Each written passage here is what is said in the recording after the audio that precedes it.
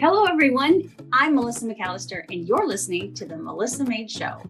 Now, for decades, I've dedicated myself to helping women break the cycle of dieting, navigate through all the fads, and change their lives through my nutrition coaching. Now, each week, I'm going to talk about everything from deep nutrition, mindset, self-care, the ideal workout routine, tips on how and why to implement intermittent fasting in your life, my favorite recipes that are not only crowd pleasers, but they're actually healthy for you, and so much more. Now, with small and consistent changes, you can defy aging while living a happier, healthier, and more heart-filled life. I'm so excited to show you it's possible with the right strategies that are so simple to adopt.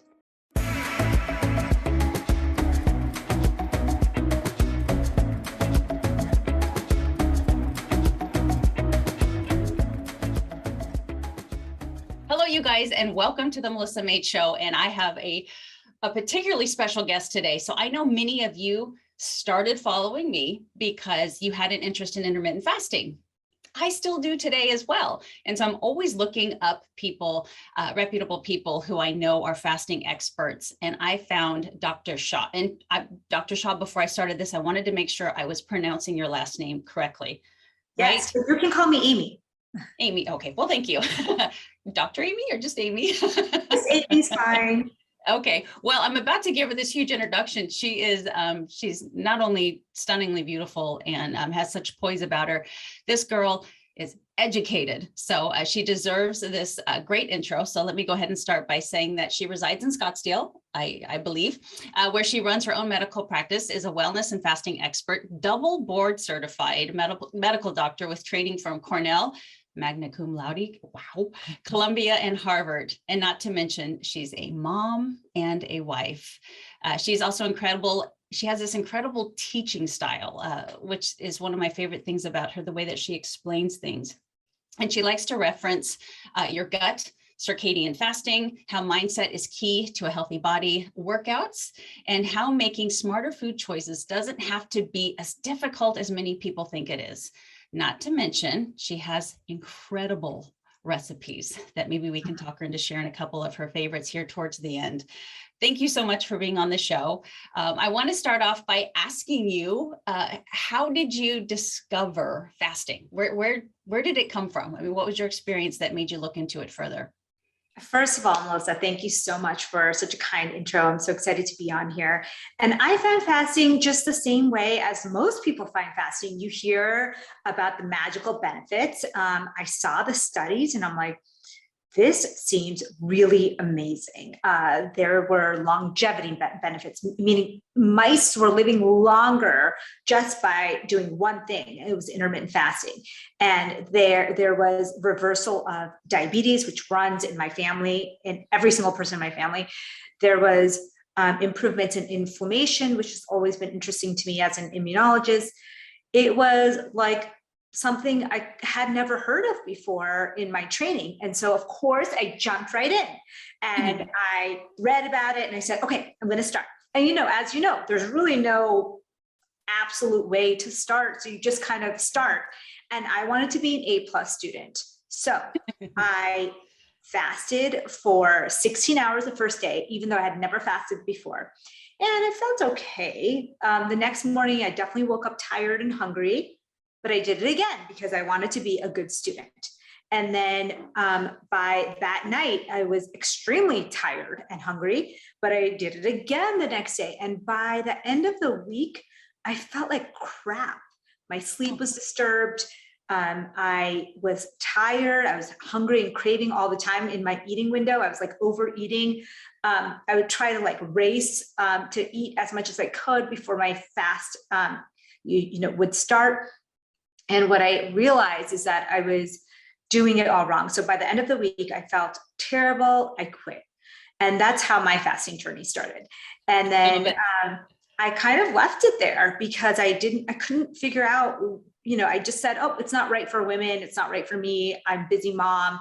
And like so many women and busy people say, because the way I was doing it and the intensity and the type of fasting I was doing was not right for me. And I think that that's what people need to realize is that it's like exercise. You don't just, run a marathon on your first day. And not only do you not run a marathon, marathons are not for everyone. You might do a different type of exercise. And so I learned the nuances. And when I did, I started to see so many of the benefits. Fabulous. So it's probably something that we'll get into a little bit later, but do you follow a specific fasting window? Do you kind of vary it day to day, week to week? How did you decide what was best for you? Okay, I vary it day to day and I vary it week to week because as a woman that most women who are premenopausal, meaning that you still get your periods every month, you're going to have a cycle where you're going to be more tolerant to exercise and fasting, and a part of your cycle where you're going to be less tolerant to exercise and fasting. So I definitely vary it from that. I vary it day to day based on what I'm doing that day, and also how I'm feeling. Now I have kind of like more of an intuitive check on myself. And so I do the style called circadian fasting, which we can talk more about later. But basically, I try not to push my fasting window too much in the daytime. I actually have an earlier dinner. So what that means is like my fast starts early in the evening, as early as I can start it, 6, 7, 8 p.m. And then I fast till the next morning. So my fasts are shorter than a lot of people's because sometimes I'm only doing 12, 13, 14, 15, or 16 hours. So between 12 and 16 hours, depending on the day. And I'm ending my fast pretty early in the morning. So I'm still kind of getting a breakfast, just a late breakfast after my fasted workout. And the key for me has been doing a fasted workout in the morning and then eating right after that to maximize kind of the protein absorption, but also getting some of the fasting benefits. Just stupid ear to ear grin, because I just totally agree with you. And I've always called it the 11-7 rule. And I have lived by that. I mean, for over 20 years, I've been an intermittent faster. And so I was always eating from about 11 to 7. And I here lately, probably for the last 6 weeks, have tried to push that forward a little bit just to see how it works for me. Because of all the studying I'm doing, I really do realize that circadian fasting is just so much healthier for us for the most part. And so, so far I'm having great results with that. Is there anything you'd like to share about the benefits of pushing your eating toward closer to the beginning of the day than the end of the day? Yeah, there's multiple studies that show that your ability to process sugar, so basically everything is broken down into macronutrients, and your ability to process sugar and carbohydrates is much better during the early part of the day. And as the late hours come, like 8 p.m. and onwards, you're really, really doing a disservice to yourself if you're eating a very heavy meal. So what's happening is your body is already into repair mode. Our 80% of our body's functions work on circadian rhythm, day and night pattern. So when it approaches 8 o'clock in your mind, in your brain sends signals to your body, and every one of your cells actually has an independent clock as well, where they know, okay, we're going to switch from metabolizing to repair and renewal. And we want that for the most part, right? But if you are consistently eating really late night meals, especially those people who are pushing their eating window really late into the evening, you are getting impaired glucose absorption. And so your blood sugars will rise, your insulin levels will rise. And as you know, high insulin and high blood sugars are the biggest source of disease. Like it leads to diabetes, it leads to heart disease, it leads to weight gain and inflammation and brain diseases. So you really you want to do your best to keep those insulin and blood sugar levels down as much as possible, even after you eat. So that's why going for a walk is really great after you eat. You don't want to be raising your blood sugar so high and then going straight to bed. I mean, that's like the worst thing you could do for your health. And, of course, your weight as well. My following gets sick of me saying that. I tell them if there's just one thing I can ask them to do is not to eat right before they go to bed, is to give that body the chance to digest a little. So you've mentioned in the past that the true anti-aging miracle is located inside of you. Can you share a little bit about what you mean by that? Because I'm all about anti-aging. Yeah, absolutely. I am too. So we are always searching for things that help us age well, right? So I was so shocked to see that the studies actually show the best way to anti-age is actually using lifestyle and nutrition. And you can actually reverse your aging from, 20 years. So the cells in your body can look 20 years younger or older than your actual age. So think about that. If you could be 20 years younger or 20 years older, which one would you pick? And it all depends on the way you eat and the way you live. And what I found is there's no transparency around this in our world. In our world, we are told that if you don't buy the expensive cream, if you don't get this procedure done, if you, filter your face, that's the only way you can be younger. And it's just a lie, because most of those creams don't really work. Most of those things are just marketing tools to get you, so insecure with yourself that you'll just buy their product. And nobody's really talking about, oh, wait, but, quitting smoking or not being around, just cutting your processed food or having 1 teaspoon of turmeric a day could do the same thing, actually much more than any of your creams or, makeup can. 100%. I got asked, and I probably had a filter on, and I'm always honest about that. But they're like, your skin's amazing. What's your skincare, regimen? And I'm like, body soap and body lotion. Yeah. but I have, I've eaten very well, for 85% of the time, for well over 20 years. And I do believe that obviously, long, thick hair and radiant skin comes from within, and eating well. And that change is not going to happen overnight.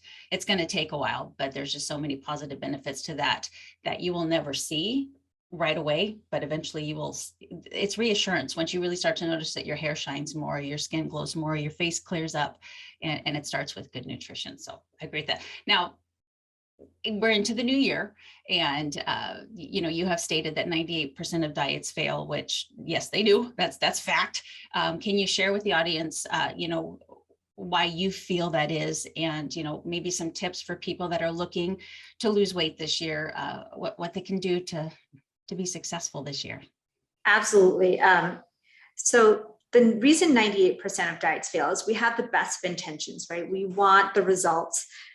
We even know the material. Like most of us, almost every one of us has access to Google and to experts and books, and we have all the information. So it's crazy that we have the information and we have the intention, but it doesn't work.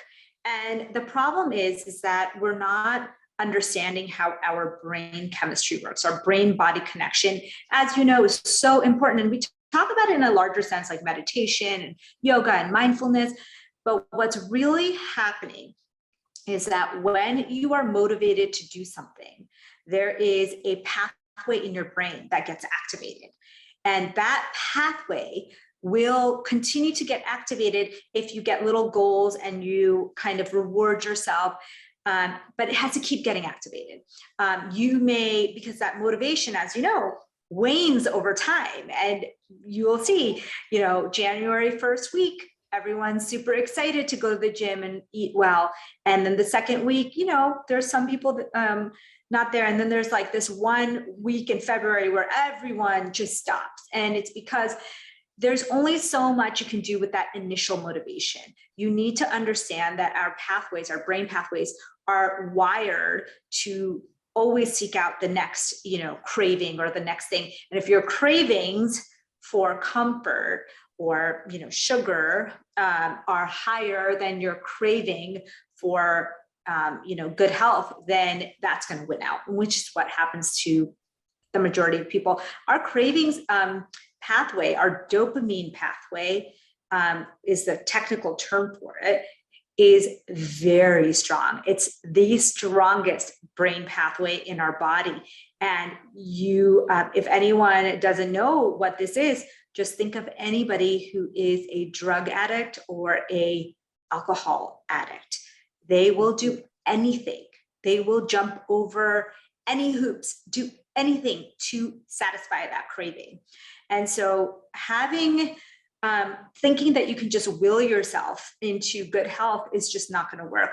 You have to create systems, you have to create rewards, you have to understand this pathway and rewire that system. Yeah. And obviously like community and support Yes. is very helpful as well. Getting your family on board, your friends on board with you. Totally agree with that. Being a fasting expert, I'd really like to dive into that a little bit more. We kind of talked on circadian fasting and then just kind of what you do. In your page, you can find her, which is where I follow her, Fasting M.D. You also have a personal page, but at Fasting M.D. is where I go to every single day, and you post such great information. Do you get common questions, or are there things that you feel like you're always having to kind of, share over and over again? Like, does cream in your coffee, which is a common one for me, does that break your fast? Can you drink water while you're fasting and stuff like that? Just, some of your top tips for being successful. Cause I do, I have a huge following that fasts, but to help them kind of refine it and to learn from a doctor like yourself on how to maybe tweak it to make it just a little bit more effective. Absolutely. And I get all of those questions. Can you drink water? Can you eat food? Can you have collagen? Can you have, pre-workout? Can you have, so basically what everyone struggles with is they like the concept of fasting, but again, just like the New Year's resolutions and diets, at some point it becomes really hard to overcome the cravings for food or sugar. And so what I actually allow is, what I tell people is like, really you can allow yourself up to 40 calories, no sugar. And, you don't want it to be anything with high amounts of protein, because that actually stops the healing processes. You want to have something like, say you want to have a nighttime decaffeinated tea and, it's under 40 calories, go for it. If it's you could even do a little bit of fat, like a tiny piece of avocado or something with a little bit of fat would be fine. I do a coconut chai latte, which I make actually, but I do just half a scoop to keep it under, it's at 35 calories. And what that does is when you're really craving, like you've done the water, you've, gone for a walk, you've tried to change your mind, and then you're just stuck in that place. And for me and most people, if you're doing circadian fasting, it's going to be at night, because I find that a lot of people have much more of a problem fasting late into the evening than they do during the day. And I always tell people, do not white knuckle it. Go incrementally. Start with just 12 hours. Just like I mentioned before, if you were going to run a marathon, you would not start with 17 miles or, the long run on the first day. You would start with a very mini, like maybe a 5-minute run. And so even training your body to go from 16 hours of eating to just, 12 hours of eating is going to be enough of a stretch, and then start to increase from there. And you can use these tools like, I give people tons of different ways to kind of manage through that. The biggest tool, though, Melissa, I'm sure you say this to people as well, is you have to change your diet. Your diet cannot contain tons of refined sugar and carbohydrates, because you're going to be on this roller coaster. And when you get off that high, it's going to be impossible for you to fast, because you're going to be so hungry that you won't be able to sleep. And at that point, I ask people, hey, first work on your diet, really try to get that sugar level half of what you used to do, take out some of those refined and processed foods, and then try again. And that's what I had to do, to be honest, to be able to fast. That led me to two questions, and I'm going to ask them both because I think you might be able to answer them. Number one is, so when it comes to maybe macronutrients, do you follow a guideline for macronutrients? And then being a woman, a wife, and a mother that fasts, and you trying to do it earlier in the day, how do you manage that with having children? Absolutely. I get this question all the time too. So number one, we try to close the kitchen at some point. And I think that's good for children as well. You know, after 8 o'clock, if you want something, it's going to be water or, you know, most there's an apple somewhere, but you really don't want to be training your kids to be the generation like our generation, which eats 16 hours a day. Literally, we only pause to go to sleep and then we're eating again first thing in the morning. And so having good habits really helps with that as well. They don't necessarily fast per se, but they know that they can't have a full meal late at night. And I think that's something that you can do as a family decision. Then there's other days where I actually pick the days where they're late in activities or really busy in the evenings to make that my fasting evening. And lo and behold, I got my husband on board a few years ago, and it made it so much easier because before I would just sit there with the green tea or like sit there with the chai latte or water. And now he does the same thing because he saw enormous benefits. And you know how men are. He literally started and like lost 50 pounds within a year. So unfair. Literally just like making 3 little changes, which included, you know, having early dinner, you know, working out something every day and bringing his own lunch. And those 3 things like transformed his life. And I joke because as you know, it's men and women just have it really differently. And I mean, for the most part, it seems to be easier for men to kind of clean up their eating habits and then see results really quickly. Absolutely. So anything eating wise, macro wise that you follow, or you just clean, healthy, whole foods? You know, I'm always switching it up because I experiment on myself before I tell, you know, people I work with or my audience. So I grew up as a vegetarian. I'm a South Asian immigrant. So my parents came here when I was 5 years old. We ate vegetarian since I was a child. And so I had the option once I went to college to switch. But for me, I had already lived, you know, 18 years of my life as a vegetarian and I enjoyed it. And so I tried all these different things. I tried adding, taking away dairy and going completely vegan. I tried gluten-free. I tried, when I realized that I had gut issues, I actually found that I was sensitive to both gluten and dairy. And so taking those out, at least for the most part, has been really beneficial for me. But I always ask people, I say, I want to be diet agnostic. I want to meet you where you are. So if you're coming to me and you grew up completely different from me, that's okay. I'm not going to force you to be the way I am. I actually think that there's many different ways of eating that can be healthy as long as 85% of your food is unprocessed, whole food, plant-based. Then you can do whatever you want with the rest and you can customize it to your genetics, your ethnicity, your upbringing, your taste preferences, but keep the bulk of that vegetables and fruits and nuts and seeds and beans, and then you're good to go. I love that. And we both know that fasting really helps rest the gut and help repair it. And you are also a gut expert. So would you mind shifting with me and just kind of more talking about gut health and, you know, maybe the foods that we can have in our diet and maybe supplementation, if you believe in that, that will really help, you know, give us that healthy flora that we need in that gut. Right. I mean, I think what we focus always on is addition, like what can we eat to improve our gut? But a lot of this first has to be subtraction. So subtract, you know, the amount of processed foods you're eating. They're really irritating to the gut. So the way I explain it in my book, which is called I'm So Effing Tired, is that your gut bacteria are your army in your body. You literally only have one layer of cells, which belongs to your own gut. The rest of it, a thick layer, is all gut bacteria. And these gut bacteria work as the barrier, the communicators, and they're literally communicating with your immune system and your brain and your hormones all day long, like on a walkie-talkie. And every time you eat something, it's communicating with the immune system, with the brain. And so these gut bacteria are very primitive species, and they cannot recognize Cheetos, and they cannot recognize, and these companies like, you know, Doritos and Cheetos, whatever, they take advantage of the brain pathways and the fact that we don't recognize this as food because it keeps us going back for more, right? So you have to understand that the first thing you can do is these food-like substances that we are eating is really, really bad for our gut. So that being said, I think everybody knows that part. Then you think of, wait, this gut bacteria, they're the army.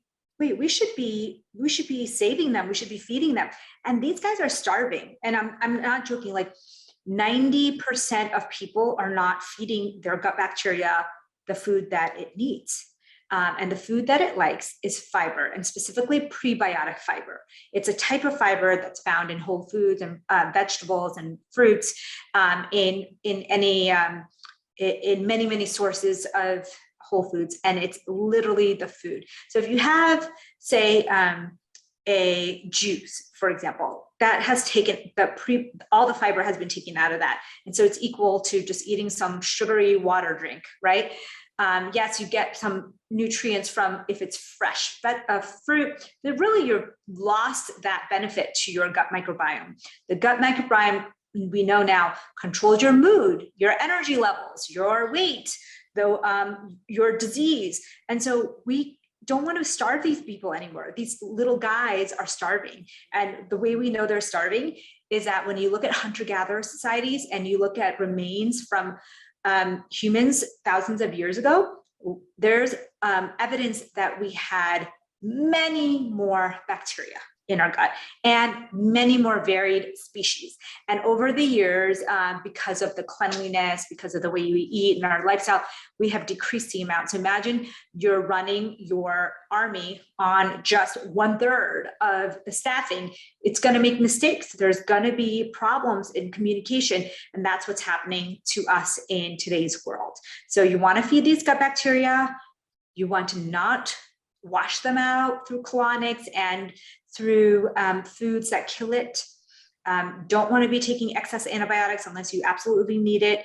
You don't want to be doing things that are known gut killers.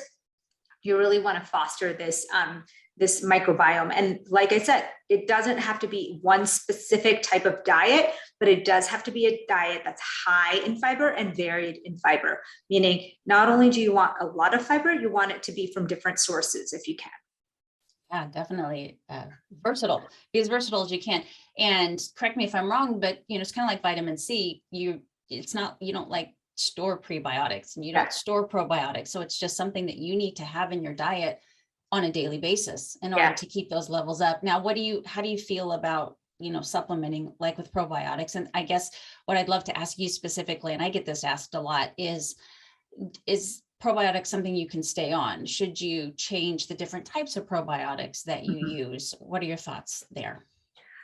Well, first of all, the way I would think about probiotics, there's definitely a role and a need for probiotics. And I think probiotics can be super, super healthy, especially if they're in food form. So I ask people to definitely, even if they're taking probiotic pills, to also have, kimchi or natural pickles or any kind of fermented food, kefir and kombucha. Because our body, just think about it, if you ingest a foreign substance like bacteria, your body knows to kill it. And if it recognizes it, it will kill it. And so probiotic pills are already known to only get a fraction into your gut, because they figure if there's 1 billion colonies, maybe 10,000 will reach the gut. I mean, that's how much our body goes and kills us. But if it's contained in food, for some reason, our body knows to let that through. And it's really confusing because how does it know the difference? And we're still trying to figure that out. But we know that food-based probiotics just work a lot better. So even if you're taking a pill, make sure that you're also taking the food-based probiotics. And then the way I like to think about it is that prebiotics are more important than probiotics, because growing the garden that you already have is more important to me than throwing in new seeds that may or may not belong there.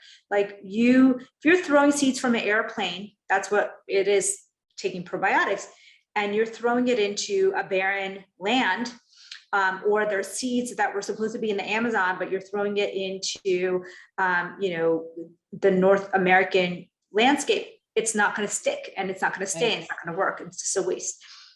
So really cultivating your own garden, using probiotics when necessary, and eating your probiotics is my preference. Love that.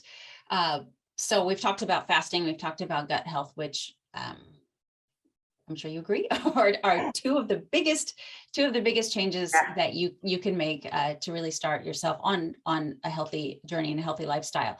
Are there any other tips that you have for changing your health overall? I mean, in a matter of hydration or sleep or stress or anything like that you could share?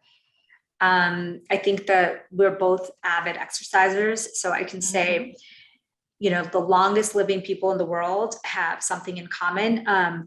Two things that we don't really talk about in common. One, they are in nature all the time. Actually, three things. Nature all the time. They're moving all the time, not just for the mini 20 to 30-minute workout, but they're actually moving all day. And number three is that they have community and purpose. And that's something I think we overlook a lot when it comes to health, because it's so hard to quantify, what's community? Do I have a community or do I not? And, do I have a purpose, or how does that even relate to my health? But those things have been shown to lengthen life, to improve happiness, and to improve your health. So find out what that means for you. So for the community portion, here's my trick. Think about the people that you hang out most with, your friends and your family, okay, and colleagues. Think about whether they pass through these two gates. The first gate is, would you call them or meet with them or talk to them about something that was really great happening, like a celebration that happened to you? Or would you hesitate? Because if you, whether you feel comfortable or not is one gate. The second gate is, would you ask them for inconvenient help? People will help you when it's convenient for them, but what if you were kind of in a bind and it's not so easy? Who would you feel comfortable actually reaching out to? Because that's not really that easy. And if a person doesn't pass through either of those gates, they're not part of your community. That's how you know if you have. And you don't need a lot of those people. You just need a few of those people. But I think it's a really good test to kind of actually look into your life and say, who do I want to spend more time with? Maybe it's the person that passes through both those gates. And I've just been neglecting them, or I've been thinking I need to spend more time with this boss or this person in my family. But that really helped me change things around and really did improve my happiness and health. I think that's really, really powerful. And I did that in my head. And it's funny how narrow, that little group gets, but then you're like, wow, those are my people. When there's two that would definitely go through there, then you instantly want to text them and say, I love you. Yeah. Thank you for being in my life. I think it makes you edit your life. I was going through life really unconsciously, and as a woman and as a South Asian, as a physician, I was always told be nice to everyone. In fact, if they're mean to you, be nicer to them. It was this thought that you were indebted to everyone around you to be of service and nice and helpful. And then I realized this trick and these statistics about community and purpose and friendships. And I realized, oh no, I get to control this. If someone is consistently toxic, whether or not they're family, friend, or colleague, you don't have to give them your energy or your time or your effort. And if someone is consistently positive in your life, and they may not be a colleague or a friend or a family member, you want to cultivate that relationship. And so that helped me change my entire life. I'm no longer indebted to people who bring toxicity to me. And I think that made a big difference to my happiness. Yeah. And obviously your energy. I mean, you have a practice, you have a business, you have a very large social media following. You're part of Mind Body Green, your wife, you're a mother, you have so much going on. Are you in your day-to-day, are you very regimented? Do you find that you are able to, do you time block your days? You just seem so well put together. Oh, and you're so sweet. And you exercise, okay. I'm not. So I'm super imperfect and struggling just like every single person in this pandemic, especially. And I think what happened is, we really become all one when this pandemic came around, because we all had so many of the same struggles with mood and hunger and loneliness and all of the above, overwhelm and Zoom fatigue. And so that really was a problem for all of us. Some of my tips for people who are trying to balance everything is that be really regimented. Like you said, I am very regimented with my self-care routine. So for example, I always get sunlight in the morning, or some kind of daylight, even if it's not sunny. I always get movement in every day, whether it's an organized class, whether it's just walking, whether it's some kind of casual movement with my family. But there's not a day that goes by that I would not let that happen, meaning that it's blocked off like it's an appointment. And then the biggest thing my family, everybody makes fun of me about, is my sleep. So I think in the beginning, when you start to guard your sleep, it's uncomfortable for people. They are like, who are you? Why is this happening? And then I realized and then they got used to it. So what I do is I always turn off my phone about an hour before bed. So about 8 o'clock, my phone is off. So if you want to reach me, people now know, they can't reach me after that time. But you can now, iPhone's awesome. You can set it so that emergency calls go through, or certain calls from your children can go through. So definitely do that. And so I put a boundary on my day so that I'm not going to bed with my head swimming with all the different things I forgot to do and what I need to do the next day and who needs to talk to me. And now that I run a business, it's like there's fires at all moments of the day. And it's very stressful. And so that kind of gives me a little bit of release from this interconnected world that we live in. And then same thing in the morning. I do look at my phone first thing in the morning. I don't know how people don't, because I work with a lot of people all around the world. And there's always messages for me from the night before or whatever. Mm-hmm. So I do look at my phone. And then what I do is I get ready and brush my teeth, and then I walk outside. Either it's with my workout clothes or even in my pajamas, depending on how quickly I need to get into work. And then, so that's a non-negotiable for me. And having these non-negotiables almost gives you some sense of calm, because I know every day that I have a few minutes in the evening and a few minutes in the morning to myself. And that gives me a sense of calm. There was a new study, Melissa. When I tell people this, they cringe because of the results. They found that if you control 2 to 5 hours of your day, that's the definition of well-being and happiness. So what does that mean? 2 to 5 hours a day, you are controlling. And so that people freak out because they're like, I don't have 2 to 5 hours a day to, do all the self-care stuff. That's not what it means. It means that you control 2 to 5 hours of your day. Why do you think entrepreneurship became so popular in this last 10, 15 years?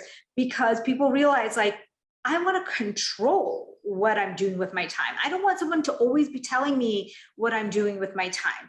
And I think when I was in training, after medical school, we have to go through this rigorous residency training. And then I did this rigorous fellowship. And I was in these places where literally every minute of your day was controlled by someone else. And I was miserable. And there was no amount of self-care or vacation that could fix that.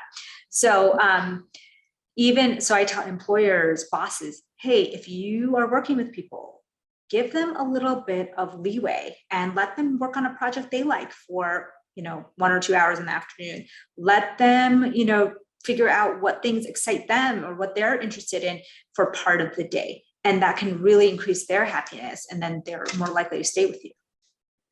I love that. I absolutely love that. And I try to teach people, especially if they do own their own business, to be more reactive or to be more proactive than reactive, and to not wake up first thing in the morning and check your messages, and to check your messages right before you go to bed, to time block that out, and to make sure that you have the right energy for emails and messages and for posting and commenting and stuff, because it can it can really, mess with your energy, and it can disrupt your sleep. And Yeah. even first thing in the morning, you're getting yourself all riled up, and, they're raising that cortisol Yeah. without even, doing anything else. It's hard on the gut. It's hard on the body. It's hard on the brain. It's hard on your relationships. And so that was wonderful advice. Now you do all things, girl. You even have great recipes that I was flipping through and bookmarked quite a few of them. Would you mind sharing with your audience and then after that, I'm going to go ahead and share with where we can find you so that they know where to find these recipes, but some of the recipes that are staples in your diet, or things that you think could really help people, with their mind and their gut, and even through intermittent fasting. Yeah, of course.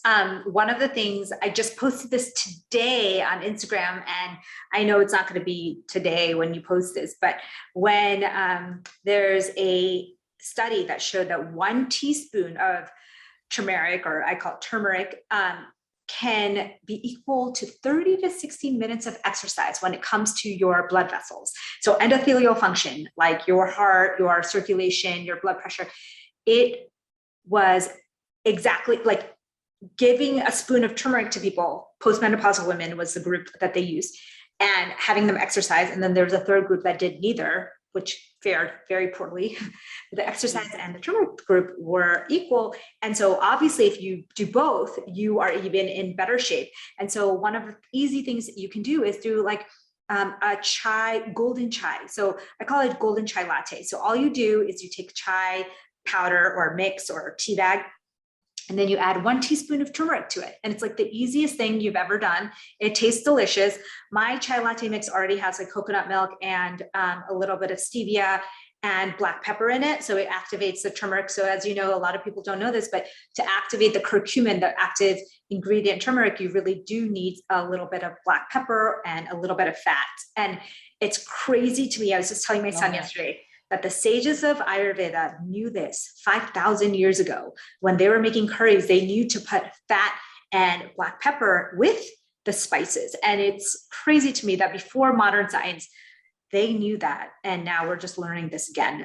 So that's a super easy 3-ingredient recipe that anybody can make that can change your health today. Now you said, because I did see that you have a product of that tea, right? Yeah. It's a mix that I basically, you can totally make it yourself. You take a chai tea bag, and you can add some coconut milk, a little bit of coconut milk, a little bit of black pepper, and some stevia if you want any sweetener. And you are set, and you just add the turmeric to it.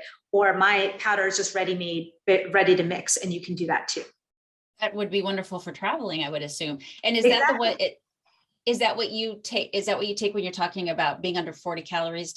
Yes. Okay. So if you use half a scoop, it's 35 calories. Okay, perfect. So this has been wonderful. Thank you so much. And I want everybody to know the different places that they can find you.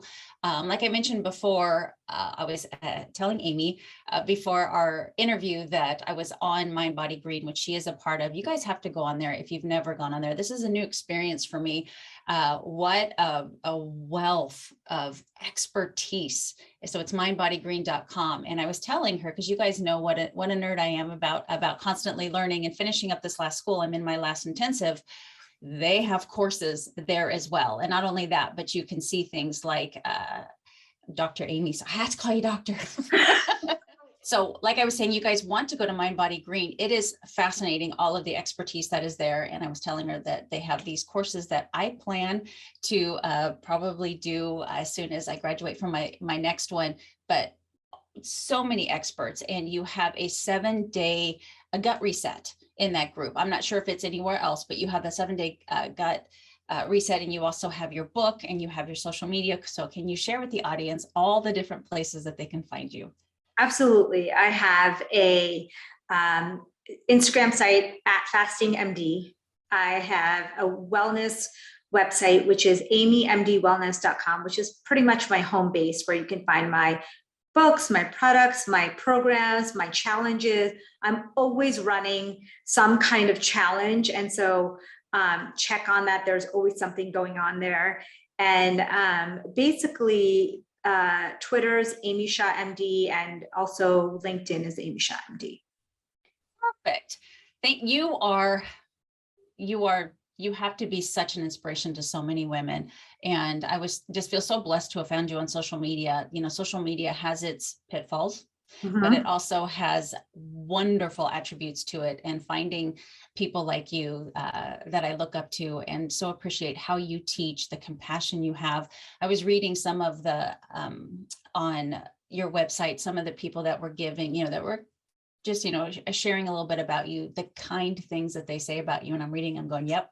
I mean, you are wonderful, wonderful, everything, all the above. You're wonderful. And I really appreciate you being on this podcast because you speak to my audience. They're going to absolutely love this. And I hope you have a wonderful 2022.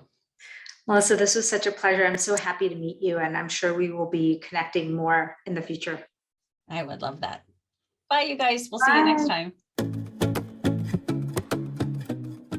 Wow, we've reached the end. But before I leave you, I'd love to hear from you. After all, it's not every day that someone reaches out and asks for your opinion. And to me, your opinion does matter. So please share this episode with anyone that you think needs to hear this message. And remember to rate, review, and subscribe wherever you listen to podcasts. My name is Melissa McAllister. And until next time, thank you for being your own health advocate.